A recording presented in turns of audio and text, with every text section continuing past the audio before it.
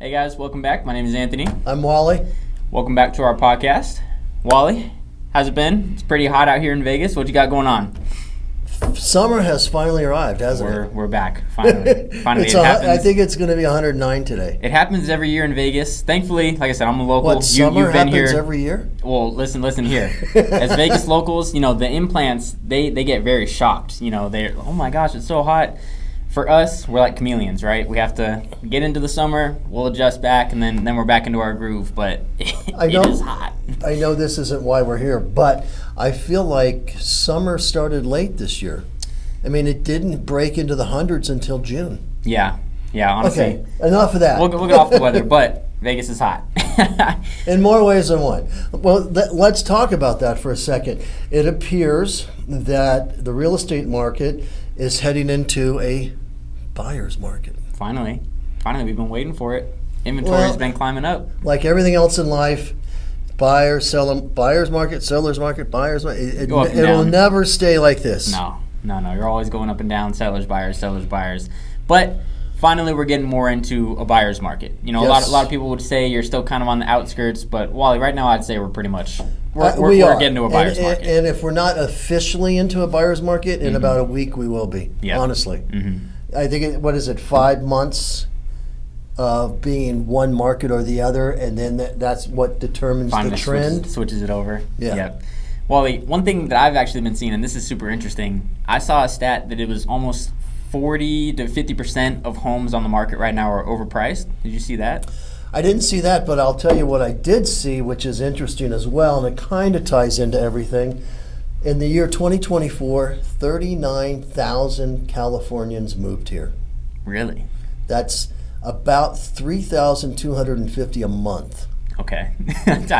I knew it was a lot. We always joke about how much, but that's a good amount coming here. Yeah. And obviously that's, you have the wildfires, so you have more people kind of influxing into here. And then you have people retiring. I have two clients right now, one from California, a mountain town, not LA or anything like that. And I have another client from Seattle, both selling to retire and move here. Me too. Honestly, the client I'm working with right now, he's out of Oxnard, but he's moving here to retire. So, it's a lot of kind of the influxes of people coming from California. Well, we'll take it. They could still get a great deal with selling their homes in any of the states, Washington, Oregon, or California. Sell there, come here, buy, and still put some money in the bank. Yep. Yeah.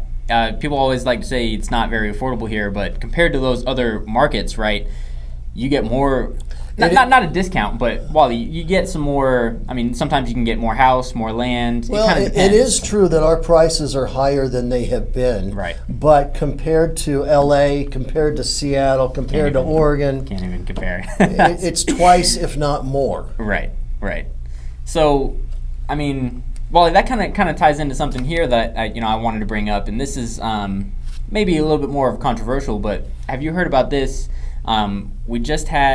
We were initiating a bill into the Senate to try to cap corporate home ownership. So, this is something here crazy. Wally, the biggest investor in Nevada. You take a guess what it is? Lennar? Nope. It is a out-of-state conglomerate firm. They have 3,000 homes owned. BlackRock. Yep. There we go. So, we were initiating this bill to try to cap that at 100 homes they can buy per year.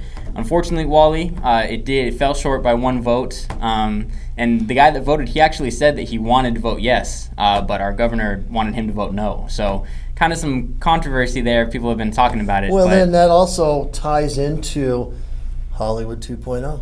Yes. Which got turned down. That also got turned down in the Senate. So yeah, that made it through the Assembly and then got turned down at the Senate. Their big thing was they didn't want to allocate so much taxpayer dollars and tax relief to these Hollywood studios if we weren't immediately going to see it. And one of the things that they brought up when they killed the Hollywood 2.0 was that in Nevada we still have some housing issues, we still have education issues, so they didn't want to invest that taxpayer money. But that's interesting because at the same time, then they voted to continue allowing these big corporate conglomerates to buy the houses, so that, Wally, for me that goes into our housing crisis. So it feels like we're well, you know what? I would love to hear what everybody else's thoughts are on those two issues. Yes. The Hollywood 2.0 not passing due to the state not wanting to give them the tax credits they were asking for, which was going to be spread out over a decade, not all at once. Right. And then, more specifically, I would love to hear what you have to say, what your thoughts and feelings are about BlackRock and companies like that buying big swaths of land to create rental communities. And that's what they're doing. They're going in and building, sometimes they're building brand new homes for rent. Specifically to rent. And I mean, it's crazy. We always say that we were behind building, right? So we needed these new build homes to be continuing to be built. So now this is crazy. You know, some of those new builds that we were trying to build for these people, like you said, retiring or whatever it may be, them moving into the city, with these big corporations coming in, you know, it hurts these buyers. You know, if they don't have as many options. If 3,000 of those homes are now for rent that they can't try to go out and buy. So it's big for me. I wish it's this a big bill would have deal, passed, honestly. and I would love to hear how big of a deal, if it is or not, with you guys. Yep. Would love to know. Just text us, whatever. Wally, and actually, I wanted to talk about this with the Summerlin because you have sort of, you know, another insight for me. I was thinking about how many jobs this kind of would have created, but you worked in the industry. You kind of let me know a little bit, you know, how it might not have created as many jobs as we were really thinking. I personally don't think it was going to create as many jobs as people think it might, because when you're working in TV or movie business, you don't just go up to where the studios are, bang on a door, and fill out an application. Right. I want to work here, unless it's, you know, menial type work.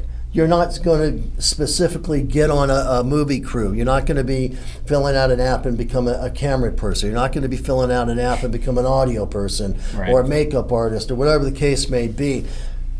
Typically, the way it works is when a movie's being shot or a TV show's being shot, the top dog then hires who he likes. That person hires the team that he's been working with for years, and it goes on down like that. Really? Yeah. So if you're already in the jobs, then you'll probably get You're already more of those in, you're going to keep opportunities. working. Okay.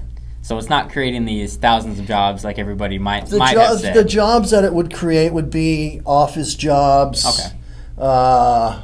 People that are, handyman stuff, landscaper stuff, but not specific things like working on sound or working on lighting. That's not going to happen because the head of the lighting department is going to hire the people he's been working with for years. Okay. The head of the camera department is going to be hiring the people that they've worked with for years. That's just how it works. And because there's trust there, these people have proven themselves. And you can't be out on a shoot and have a person that doesn't know what he's doing and not know it until you get out there, because then you're going to have major problems. Okay.